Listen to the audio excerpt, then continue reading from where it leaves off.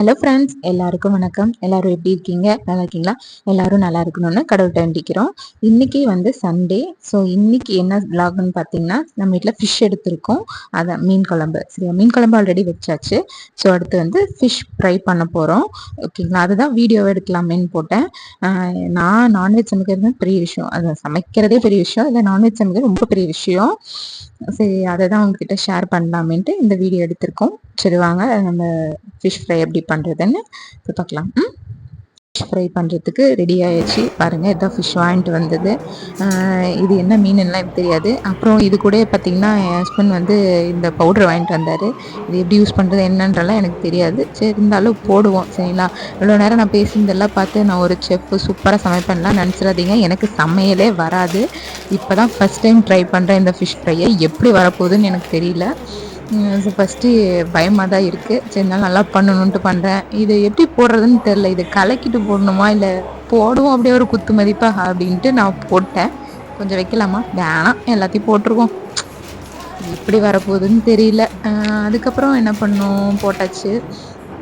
அப்புறம் இஞ்சி பூண்டு பேஸ்ட்டு சேர்க்கணுன்னு சொல்லி கேள்விப்பட்டிருக்கேன். ஸோ அதனால் அதையும் அரைச்சி வச்சுருக்கேன். அதையும் சேர்த்துக்கலாம். எவ்வளோ போடுறதுன்னு தெரியல. அதையும் ஒரு குத்து மதிப்பாக போடுவோம். ஐயோ, சாப்பிட்றவன் செத்தான். அதையும் போட்டாச்சு. அடுத்து என்ன பண்ணுறது? அப்புறம் இன்னொரு விஷயம் சொன்னார், இந்த பவுடர்லேயே உப்பு எல்லாமே இருக்குது, அதனால் நம்ம உப்பெல்லாம் ஆட் பண்ண தேவையில்ல, அப்படியே கலந்து அப்படியே போட்டுக்கலான்னு சொன்னாங்க அப்படின்னு சொல்லி என் ஹஸ்பண்ட் வாங்கி கொடுக்கும்போதே சொன்னார். அதனால் நான் வேறு எதையுமே இதில் சேர்க்கலை. சரி, எதுக்கு நமக்கு வீண் வம்பு, அதனால் தண்ணியை மட்டும் தெளித்து இது பண்ணிக்கலாம் அப்படின்னு சொல்லிட்டு தண்ணி தெளித்தேன். கொஞ்சம் தண்ணி அதிகமாக ஊற்றிட்டேன்னு நினைக்கிறேன். சொதப்பு போகுது. என்ன நடக்க போகுது தெரியல. சரி, அப்படியே பெரட்டிக்கிட்டே இருப்போம். பெரட்ட தானே நல்லா டேஸ்ட் உள்ளே இறங்கும்னு சொல்லுவாங்க. உப்பெல்லாம் இருக்குதுன்னாங்க, அதனால் நான் போடல. ஆனால் தண்ணி தான் கொஞ்சம் அதிகமாக விட்டேன். என்ன பண்ண போகிறதுன்னு தெரியல. சரி, அடுத்து என்ன பண்ணுறது? இதை நல்லா பெரட்டி நல்லா காய வைக்கணும்னு சொன்னாங்க. 1 மணி நேரமா 2 மணி நேரமா தெரியல. அது மட்டும் இல்லாமல் இதை நல்லா ஊற விடணும்னு சொன்னாங்க, கேள்விப்பட்டிருக்கேன். இந்த வீடியோவை பார்க்குறவங்க தயவு செஞ்சு என்னை கழுவி மட்டும் ஊற்றிடாதீங்க. எனக்கு தெரியாது, ஏதோ எனக்கு தெரிஞ்சது ட்ரை பண்ணலாமேன்ட்டு தான் பண்ணுறேன். திட்டிடாதீங்க. அப்படி திட்டணும்னு நினச்சாலும் கமெண்ட் பண்ணுங்க, தப்பே இல்லை. சரியா, அது கமெண்ட் பண்ணுங்க மறக்காமல். ஆனால் இது ஃபைனலாக எப்படி வரப்போகுதுன்னு எனக்கு பயமாக இருக்குது. பாருங்கள், எவ்வளோ தண்ணியும் ஊற்றி வச்சிருக்கேன்ட்டு. இந்த மாதிரியெல்லாம் யாரோ ஃபிஷ் ஃப்ரை பண்ணி பார்த்துருக்கீங்களா மக்களே? நான் எங்கள் வீட்டில் பண்ணுறேங்க, நான் பண்ணுறேன் பாருங்கள். ஏதோ ஃபஸ்ட் அட்டம்ப்ட்டு கொஞ்சம் அப்படி இப்படி இருந்தாலும் அட்ஜஸ்ட் பண்ணிக்கோங்க. சரிங்களா, எப்படி நீங்கள் சாப்பிட போகிறதில்ல, ஒன்றே பார்க்க போகிறதான். சாப்பிட போகிற புண்ணியம் வந்தால் பாவம். சரி, இதுக்கப்புறம் ஒரு தட்டில் எடுத்து காய வச்சுருவோம். சரியா, ஏன்னா இது கொஞ்சம் நேரம் நல்லா காஞ்சி அந்த தண்ணி எல்லாம் இதாகிட்டு அப்போ தான் என்ன சொல்கிறது, இந்த மிக்சிங் உள்ளே நல்லா இறங்குனாதான் டேஸ்ட் நல்லாயிருக்கும். ஆனால் எங்கே மிக்சிங் உள்ளே இறங்குறது? நான் தான் தண்ணியை தான் அவ்வளோ ஊற்றி வச்சுருக்கேனே. இவ்வளோ தண்ணியில் எங்கே போய் அது உள்ளே இறங்கி டேஸ்ட் வரப்போகுது தெரில. இன்னொன்று என்ன பயம்னா, உப்பு வேற போடலையா, இருக்குமா என்னன்றது சரியாக தெரியல. ஃபைனலாக சாப்பிடும் போது தான் தெரியும். சரி, நல்ல தண்ணியாக உழப்பி வச்சுட்டேன். அதனால் அந்த தண்ணியவே எடுத்து மேலேயே ஃபிஷ் மேலேயே அப்ளை பண்ணி நல்லா காய விடலாம். நிறைய இருக்க மாதிரி இருக்குது. ஒருவேளை கம்மியாக போடணுமோ, இல்லை நான் நிறைய போட்டேன்னா என்னன்னு எனக்கு தெரியல. சரி, மீதி வச்சா வேஸ்ட்டாக போயிருமேன்ட்டு எல்லாத்தையுமே போட்டேன். பார்க்கலாம் ஃபைனலாக எப்படி வருதுன்ட்டு. எல்லாத்தையும் நல்லா வலிச்சு எல்லாம் பண்ணி எல்லாம் தனியாக எடுத்து வச்சு நல்லா காய வச்சுக்கலாம்.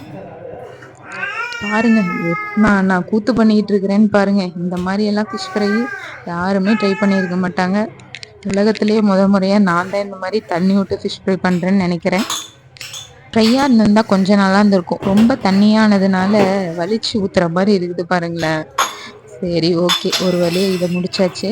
வச்சுட்டு கொஞ்சம் நேரம் காய வைப்போம். இது ரொம்ப தண்ணியாக இருக்கிறதுனால ட்ரை ஆகிறதுக்கு 1 மணி நேரம் இல்லை, 2 மணி நேரம் ஆகும்னு நினைக்கிறேன். சரி, இதை அப்படியே எடுத்து வைப்போம். பார்க்குறதுக்கு என்னமோ கலர்ஃபுல்லாக இருக்கிற மாதிரி இருக்குல்ல, டேஸ்ட் நல்லா வரும்னு நினைக்கிறேன். பார்ப்போம். சரி, அப்போ ஒரு 1 ஹவர் கழித்து எடுத்து பார்த்தோன்னா பாருங்கள், வெறும் தண்ணி மட்டும் தனியாக தெரியுது. பார்த்திங்களா, தெப்ப குளத்தில் நிற்கிற மாதிரி நிற்கிது. சரி, அது பாட்டுக்கு இருக்கட்டும். நம்ம எண்ணெயை ஊற்றி தோசை சட்டியில் போட்டு வறுத்தெடுக்கிற வேலையை பார்ப்போம். தண்ணி தான் தனியாக வந்துருச்சு. இதுக்கப்புறம் உள்ளே இருக்கிறதையாவது சரியாக பண்ணுறோமான்னு பார்ப்போம். ஏங்க, எதுவுமே காயிலைங்க, அப்படியே தான் இருக்குது. பாதி திட்டா தெரியுது பாருங்கள். எப்படி வலிச்சு ஊற்றுனா அப்படியே தான் வலிச்சிருக்குதுங்க. எல்லாம் காஞ்சி உள்ள போகும்னு பார்த்தா எல்லாம் இப்படி இருக்குது பாருங்க. நான் அதையும் கையில வலிச்சு அப்படியே ஊத்திட்டு இருக்கேன் அதுல. சரி பாருங்க, அப்படியே லைட்டா பரட்டி போடலாம். ஏன்னா ஒரு பக்கம் வெந்துருச்சு.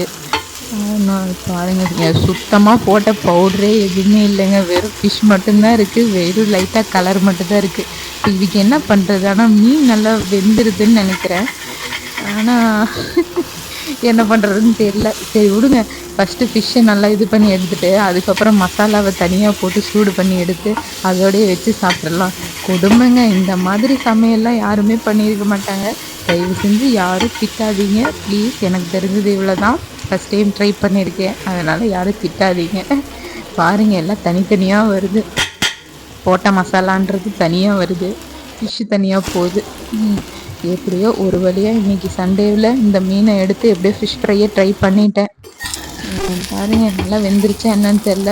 இந்த பதம் போதும் தானே எடுக்கிறதுக்கு. ஆனால் கொஞ்சம் அடி பிடிக்கிற மாதிரி இருக்குதுங்க. அதனால் நல்லா தேய்ச்சி எடுத்து விட வேண்டியதாக இருக்குது. ஒருவேளை தண்ணியாக இருக்கிறதுனால தானே அப்படி இருக்குமோ எனக்கு. ஆனால் அது தெரியல, அது எப்படி பார்த்து எடுக்கிறது, எந்த மாதிரி எடுக்கிறதுன்றது எனக்கு தெரியல. ஆனால் பாருங்கள், எல்லாத்தையும் திருப்பி போட்டு கடைசியில் வெறும் மீன் மட்டும்தான் இருக்குது, மசாலாவையே காணோம். எங்கே தண்ணியாக ஊற்றுனா எப்படிங்க மசாலா வரும்? அப்படி தானே சொல்கிறீங்க? எப்படியோ பரட்டி போட்டு ஒரு வழியாக வேக வச்சாச்சு மீனை. இது ஃபிஷ் ஃப்ரையா என்னன்னு எனக்கு தெரில. ஆனால் இதுக்கு நான் வச்ச வெறும் ஃபிஷ் ஃப்ரை தான். சரிங்க, ஒரு வழியாக முடிச்சாச்சு. போட்டு வச்சது எல்லாத்தையுமே போட்டு எடுத்து நீட்டாக ப்ரெசன்டேஷன் பண்ணி வச்சு பாருங்கள். நமக்கு எது வருதோ இல்லையோ இந்த ப்ரெசன்டேஷன் மட்டும்தாங்க நீட்டாக வருது. அதுவும் நீட்டாக இருக்குதுன்னு நானே சொல்லிக்கூடாது, நீங்கள் தான் சொல்லணும். ஸோ வீடியோ பார்த்ததுக்கு ரொம்ப நன்றி. இதை எப்படி பண்ணியிருக்கேன் அப்படிங்கிறத பார்க்க எப்படி இருக்குன்றதை மறக்காமல் கமெண்ட் பண்ணிட்டு போங்க. நம்ம சேனலை மறக்காமல் சப்ஸ்கிரைப் பண்ணுங்கள், லைக் பண்ணுங்கள், பெல் பட்டன் மறக்காமல் கிளிக் பண்ணுங்கள். தேங்க்யூ.